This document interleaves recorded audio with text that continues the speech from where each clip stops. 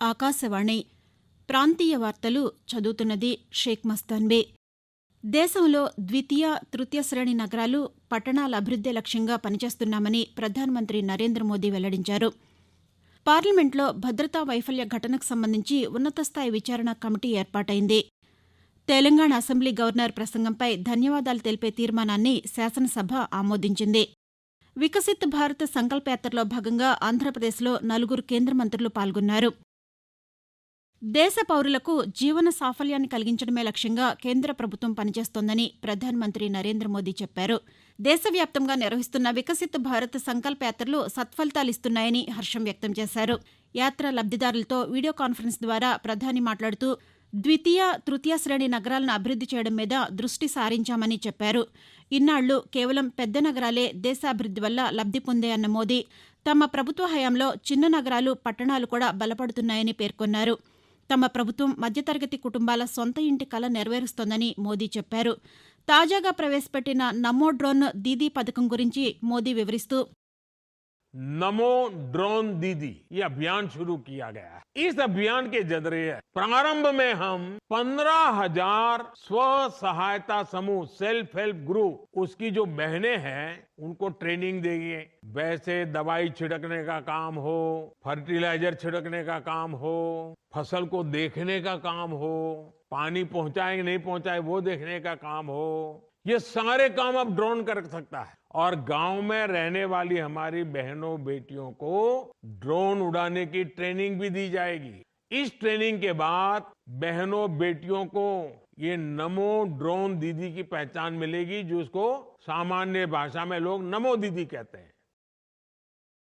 పార్లమెంట్లో భద్రతా వైఫల్య ఘటనకు సంబంధించి సమగ్ర దర్యాప్తు జరిపించడం కోసం ఉన్నతస్థాయి విచారణ కమిటీని ఏర్పాటు చేశామని లోక్సభ స్పీకర్ ఓం బిర్లా వెల్లడించారు. కమిటీ నివేదిక త్వరలోనే సభ ముందు ప్రవేశపెడతామని ఆయన చెప్పారు. ఈ విషయం వివరించడానికి ఎంపీలందరికీ స్పీకర్ లేఖ రాశారు. అలాంటి ఘటనలు మరోసారి పునరావృతం కాకుండా పటిష్టమైన కార్యాచరణ ప్రణాళికను రూపొందించేందుకు పార్లమెంట్ ఆవరణలో భద్రత గురించి సమీక్షించేందుకు ఒక హైపవర్డ్ కమిటీని కూడా ఏర్పాటు చేసినట్లు స్పీకర్ తెలియజేశారు. పార్లమెంటు భవన్లో భద్రత పార్లమెంటు పరిధిలోని అంశమని ఆయన గుర్తు చేశారు. అందువల్ల ఎంపీల సూచన మేరకు భద్రత గురించి సవివరమైన కార్యాచరణ ప్రణాళికను రూపొందించడం పార్లమెంటు బాధ్యతేనని వివరించారు. తెలంగాణ శాసనసభలో నిన్న గవర్నర్ ప్రసంగంపై ధన్యవాదాలు తెలిపే తీర్మానాన్ని పరిగి ఎమ్మెల్యే రామ్మోహన్ రెడ్డి ప్రతిపాదించారు.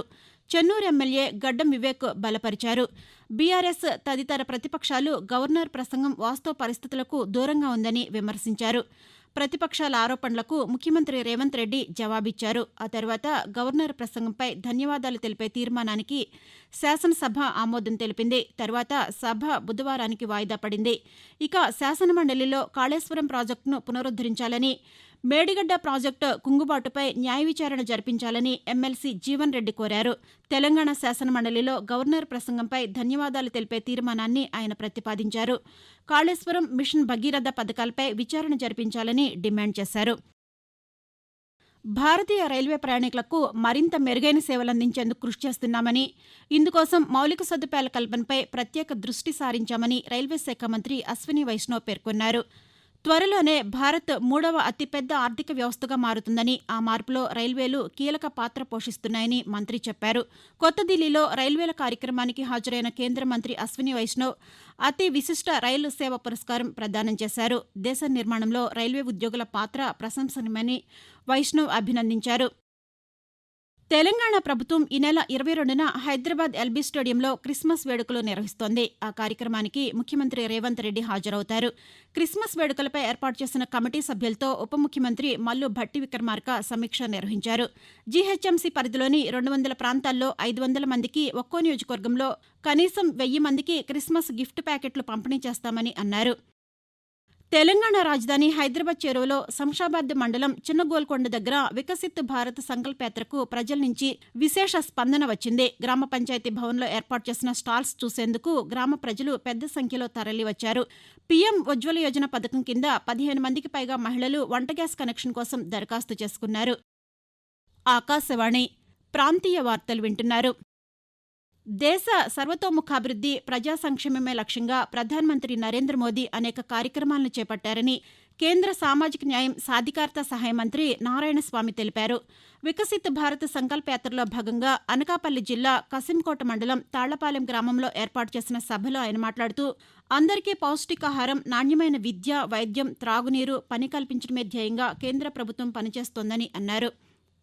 కేంద్ర ప్రభుత్వం అమలు చేస్తున్న పథకాలు మారుమూల ప్రాంతాల్లోని ప్రజలకు సైతం అందాలనే లక్ష్యంతో వికసిత్ భారత్ సంకల్ప యాత్ర చేపట్టామని కేంద్ర వాణిజ్య పరిశ్రమల శాఖ మంత్రి సోంప్రకాష్ చెప్పారు. నిన్న కాకినాడ జిల్లా కరప మండలం నడకుదురు గ్రామ పంచాయతీలో ఏర్పాటు చేసిన వికసిత్ భారత్ సంకల్ప యాత్ర కార్యక్రమానికి ఆయన ముఖ్య అతిథిగా హాజరయ్యారు.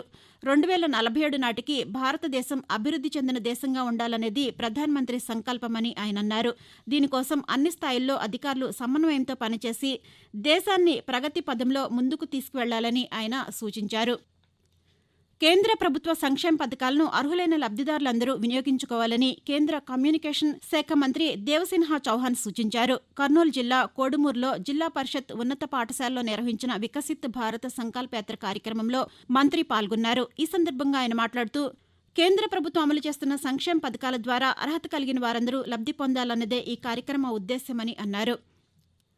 కులమతాలకు అతీతంగా అభివృద్ధి, సంక్షేమ ఫలాలను ప్రజలకు అందిస్తున్నామని కేంద్ర మహిళా శిశు సంక్షేమ శాఖ సహాయ మంత్రి డాక్టర్ మంజుబర మహేంద్రబాయ్ అన్నారు. తిరుపతి జిల్లా రేణిగుంటలో నిర్వహించిన వికసిత్ భారత్ సంకల్ప యాత్రలో ఆయన పాల్గొన్నారు. ఈ సందర్భంగా మాట్లాడుతూ ఆయుష్మాన్ భారత్ ప్రపంచంలోనే అతిపెద్ద పథకమని వివరించారు. ఈ కార్డుతో 1943 రకాల రోగాలకు ఉచితంగా వైద్యం లభిస్తుందని అన్నారు.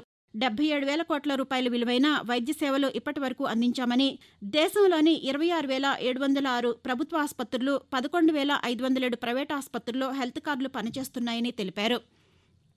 పశ్చిమ గోదావరి జిల్లాలో వికసిత్ భారత్ సంకల్ప యాత్ర సభల్లో గ్రామ ప్రజలు పెద్ద సంఖ్యలో పాల్గొంటున్నారు. ప్రధానమంత్రి నరేంద్ర మోదీ పలువురు లబ్దిదారులతో ముఖాముఖి మాట్లాడే కార్యక్రమాన్ని పాలకొల్లు మండలం అగర్రులో ప్రజలు ఆసక్తిగా తిలకించారు. అనంతరం పలువురు లబ్దిదారులు మాట్లాడుతూ ప్రధానమంత్రి ఆవాస్ యోజన పథకం ద్వారా 80,000 రూపాయలతో ఇల్లు కట్టుకోవడం జరిగింది. రోజు కూలి పని చేసుకుంటూ బతికే వాళ్ళము. ఇల్లు కట్టుకోగలమా లేదా అనుకునే సమయంలో మోడీ గారి సహకారంతో ఇల్లు కట్టుకోవడం జరిగింది. అదేవిధంగా ఆవాస్ యోజన పథకం ద్వారా 12,000 రూపాయలు రావడంతో బాత్రూమ్ కూడా కట్టుకోవడం జరిగింది. ఈ అవకాశం ఇచ్చినటువంటి ప్రధానమంత్రి మోడీ గారికి నా ధన్యవాదములు.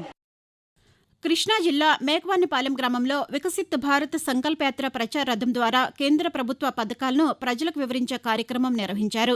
మచిలీపట్నంలో అమృత్ పథకం ద్వారా తీర ప్రాంతాల్లో త్రాగునీటి సమస్యకు పరిష్కారం చూపుతూ ప్రతి ఇంటికి ఉచితంగా కుళాయి ద్వారా నీటిని సరఫరా చేస్తున్నట్లు అధికారులు తెలిపారు. మచిలీపట్నంలో హార్బర్ నిర్మాణానికి కేంద్రం 400 కోట్ల రూపాయల నిధులు కేటాయించిందని, పనులు త్వరితగతిన పూర్తి చేస్తామని అధికారులు తెలిపారు. ఈ సందర్భంగా లబ్దిదారుడు శ్రీనివాసరావు మాట్లాడుతూ మేకవానిపాలెంలో వికసిత భారత్ కార్యక్రమం పెట్టడం జరిగింది. కార్యక్రమంలో ఇక్కడ దాదాపుగా ప్రధానమంత్రి ఆవాస్ యోజన పథకం కింద 300 ఇళ్లు పైగా లబ్ధిదారులు పొందడం జరిగింది. అంతేకాకుండా కిసాన్ కింద రైతులు క్రెడిట్ కార్డులు పొందడం, తద్వారా సంవత్సరానికి 6,000 రూపాయలు పొందడం చాలా మంది సంతోషం వ్యక్తం చేస్తున్నారు. ముంబైలో జరిగిన ఒకే ఒక టెస్టు మ్యాచ్లో భారత మహిళల క్రికెట్ జట్టు ప్రపంచ రికార్డు నెలకొల్పింది. ఇంగ్లండ్ జట్టును 347 పరుగుల భారీ తేడాతో ఓడించింది. భారత జట్టు బ్యాటింగ్, బౌలింగ్ 2 విభాగాల్లోనూ పరిపూర్ణ ఆధిక్యం కనబరిచింది. ప్రాంతీయ వార్తలు ముగించే ముందు ముఖ్యాంశాలు మరొకసారి. దేశంలో ద్వితీయ, తృతీయ శ్రేణి నగరాలు, పట్టణాల అభివృద్ధే లక్ష్యంగా పనిచేస్తున్నామని ప్రధానమంత్రి నరేంద్ర మోదీ వెల్లడించారు. పార్లమెంట్లో భద్రతా వైఫల్య ఘటనకు సంబంధించి ఉన్నతస్థాయి విచారణ కమిటీ ఏర్పాటైంది. తెలంగాణ అసెంబ్లీ గవర్నర్ ప్రసంగంపై ధన్యవాదాల తీర్మానాన్ని శాసనసభ ఆమోదించింది. వికసిత్ భారత్ సంకల్ప యాత్రలో భాగంగా ఆంధ్రప్రదేశ్లో 4 కేంద్ర మంత్రులు పాల్గొన్నారు. ఆకాశవాణి ప్రాంతీయ వార్తలు ఇంతటితో సమాప్తం.